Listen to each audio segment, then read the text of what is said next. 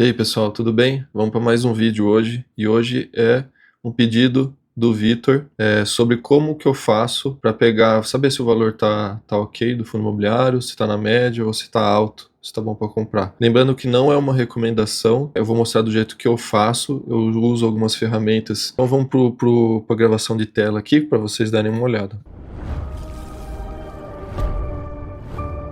Então essa aqui é a planilha que eu faço as minhas análises, é uma planilha minha, então você vai ver várias cores aqui e eu vou explicar o que é cada coisa aqui. Vamos aqui, tem os ativos que eu tenho na minha carteira, certo? O tipo que ele é, se é tijolo, misto ou papel. E aqui é a primeira análise, que é a mais comum aí que as pessoas fazem, que é com relação ao preço pelo valor patrimonial. O que significa isso, Eduardo? Significa que abaixo de 1, o fundo está com desconto pelo valor dele. Um exemplo, o LZR está 0,94. O que significa isso? Que o valor dele atualmente está mais baixo do que realmente ele tem de valor de patrimônio, de tijolo lá. Então aqui é o preço atual dele, da gravação de vídeo, e aqui é o meu preço médio, esse aqui é o meu preço médio, tá bom? Então a gente já encontra o primeiro método de análise que eu uso aqui, que é o quê? É o preço justo de Gordon.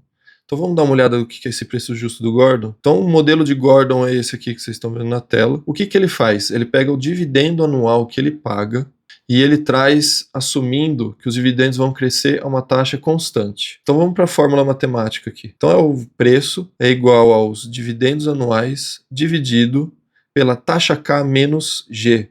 Eduardo, o que é essa taxa K? Essa taxa K é o custo de oportunidade do setor. O que significa isso? Hoje a gente tem uma inflação de 4,68%. A gente tem uma renda fixa de 8%. Um exemplo, o Tesouro Direto aí que está pagando IPCA mais 8. E tem o prêmio. Então eu, Eduardo, para colocar o meu dinheiro no fundo imobiliário, eu preciso ter um prêmio, senão eu ponho na taxa fixa, que é menos risco. Então eu coloco ali, se eu olhar aqui na tabelinha mais alta aqui, são 2% que eu peço de prêmio. É a média que o mercado pede, entre 1,5% a 3% de prêmio de risco. Aqui embaixo está todo o meu memorial de cálculo da taxa K, para você descobrir ela. Eu não vou cair muito na explicação dessa taxa K, senão o vídeo vai ficar muito maçante. Mas vocês podem deixar o comentário aí, aproveita e se inscreve, pedindo para fazer um vídeo só explicando sobre a taxa K, sobre o modelo CAPM, sobre a equação de Fisher. Tem muita coisa aí por trás de um simples cálculo. Então o vídeo iria ficar muito maçante para vocês aí de tanta explicação, tá bom? Mas deixa aí o seu comentário caso você queira que eu caia nessa explicação da taxa K. E, Eduardo, o que é a taxa G? O G, ele é a taxa de crescimento, que está nessa abinha aqui, M. Ó. Então, o que eu levo? A taxa de crescimento é de acordo com a inflação. Então, por exemplo, um fundo de tijolo, o imóvel físico, ele vai aumentar o valor pelo menos pelo valor da inflação. A sua casa que você comprou 10 anos atrás de 500 mil, hoje ele vale mais, porque ela foi pelo menos subindo de acordo com a inflação. Então a taxa G nada mais nada menos que é você pegar a taxa de crescimento de um fundo de tijolo. É de acordo com a inflação. A gente tem os papéis que está zerado. Por quê? Porque o papel ele não carrega nada físico. Ele é um fundo imobiliário de CRI, CRA, depende do setor que é. Eduardo, o que é esse CRI, CRA? É nada mais que uma empresa que, vamos supor, um agricultor, ele precisa de um dinheiro, ele vai tomar financiamento para ele conseguir fazer as plantações dele ou alguma outra coisa. Ele pega financiamento e quem financia? Um fundo imobiliário de papel. E tem aqui o misto, que é, por exemplo, o Tegar. O Tegar é um caso à parte, que tem que ser estudado à parte e não levar em conta só esses preços aqui.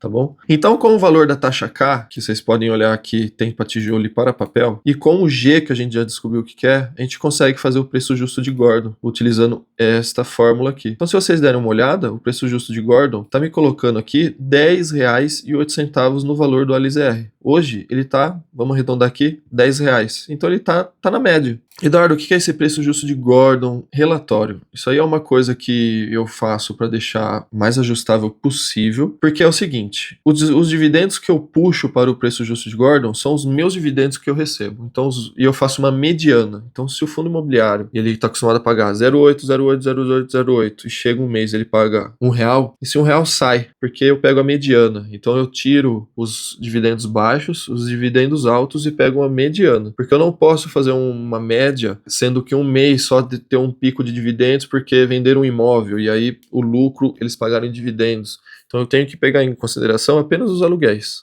E aqui o que eu fiz? Eu coloquei dividendos de relatório, que é o puxado dos relatórios gerenciais dos fundos imobiliários. Então eu puxei aqui manualmente o que é dividendo recorrente, né? Eliminando o dividendo que, por exemplo, um fundo imobiliário vende um imóvel e ele vai dividir esse lucro em 10 meses, só que ele não é recorrente. Aí daqui 10 meses o dividendo cai e o valor que você pagou era alto. Então eu faço isso aqui, é uma análise minha, parte minha, tá bom? Não é uma coisa usual, vamos dizer assim. Mais um incremento que eu faço nas minhas contas aqui. Então o preço Gordon, utilizando os dividendos do relatório, você vê que até R$10,50 o LZR tá ok. Agora eu vou pular o FCD e vou falar sobre o preço teto Bazin. O que é? Ele é um método Bazin. Não sei se vocês conhecem o Décio Bazin. Então ele estipula que o valor máximo do ativo para garantir um dividendo anual que você deseja, ele tem que ter um X valor. Então, nada mais que ele pega o dividendo anual dividido pela porcentagem que você exige. Hoje, se você colocar numa renda fixa, aí você consegue até uns 12%. Fundo imobiliário, eu peço os 2% de risco. Então, fazendo uma conta rápida ali, uns 12% na renda fixa, mais 2 de prêmio de risco, 14. Então, se vocês olharem aqui na fórmula, eu coloquei 0,14. Teto Bazin, se você olhar, deu bem baixo, 7,14. Então, se for ver, o LZR tá caro. Só que o teto Bazin é ideal para quê? Para os fundos de papéis, porque ele compara diretamente com a renda fixa, né? Ele não pega a taxa K, a G, RBRR11, é um fundo de papel. Hoje ele está 75 e no teto Bazin ele está 81,43. É um preço ok. E se você pegar, até no preço de Gordon deu 81,45. Tá ok. A gente tem um outro fundo de papel aqui, que é o Snag 11. O Snag 11, ele tá, se for ver de acordo com o teto Bazin, ele tá com um preço um pouquinho mais alto ali. E agora a gente vai pro FCD. Ele é mais completo porque o que ele faz? Então ele pega os dividendos que vão cair futuramente e faz trazer a valor presente. Quanto que aquele fundo realmente vai valer lá na frente e se você está pagando bem barato hoje ou não. Você tem que tentar prever o que vai acontecer. Então se vocês olharem aqui na tabelinha, ó, ano 1, ano 2, ano 3, eu tento prever aqui qual que vai ser a inflação, quanto que a renda fixa vai pagar. O prêmio continua o mesmo. Eu sempre vou querer pelo menos 2% acima da renda fixa. E ele te dá a taxa K aqui, ó. Taxa K do ano 1, taxa K do ano 2, taxa K do ano 3. Se o Brasil vai ter essa inflação ou não, a gente não sabe. Você tem que tentar prever aí. Você pode brincar aqui, alterar os valores. Por exemplo, o ano 2, vamos supor que a inflação subiu para 50%. Nota nos valores aqui dos fundos, ó, o FCD e olha como que o FCD muda. Viu? Ó, vou voltar aqui. Vamos, por exemplo, o LZR11 no modo FCD tá dando 11,59. Vamos supor que no ano 2, que seria em 2028, a gente chegue a 50% de inflação.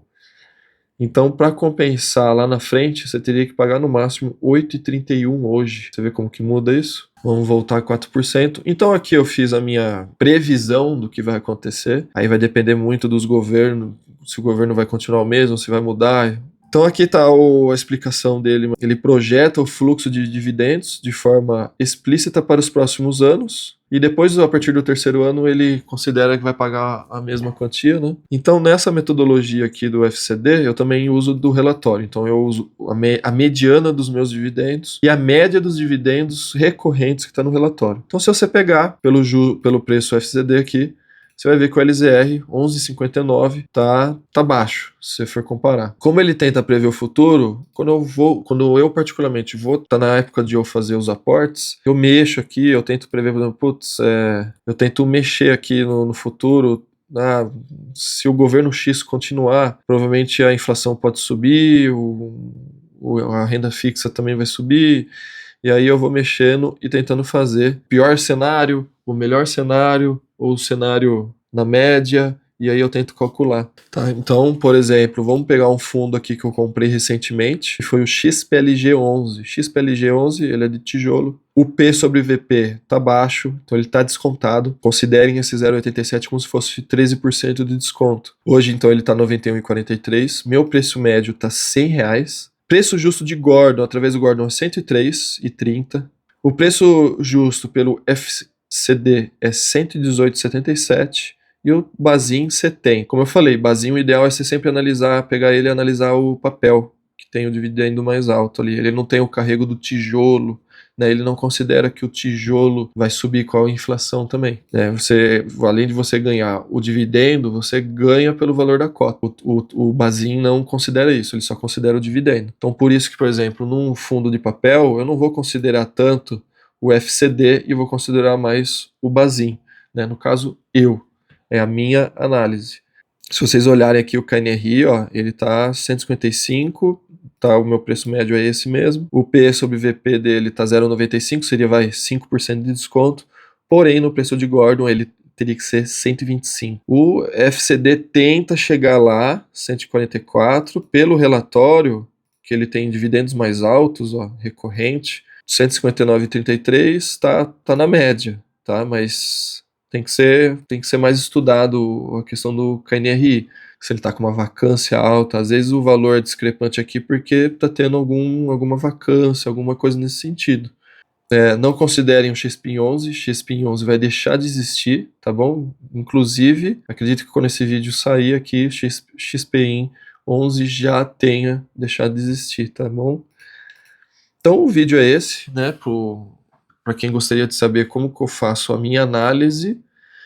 Caso vocês queiram que eu disponibilize essa planilha aqui com essas contas para vocês, deixa um comentário aí, tá? Que eu respondo com vocês com o link, aí vocês podem fazer uma cópia para vocês, analisar, mudar. Não levem isso a ferro e fogo, achando que é o mais correto do mundo, tá bom? Existem outras contas para se fazer para chegar num preço justo. Espero que vocês gostem aí do vídeo. Tentei não deixar ele com muitas informações de contas ali, para não deixar o vídeo maçante. Mas caso vocês queiram, tanto a planilha quanto um vídeo mais explicativo dessas contas, deixe um comentário.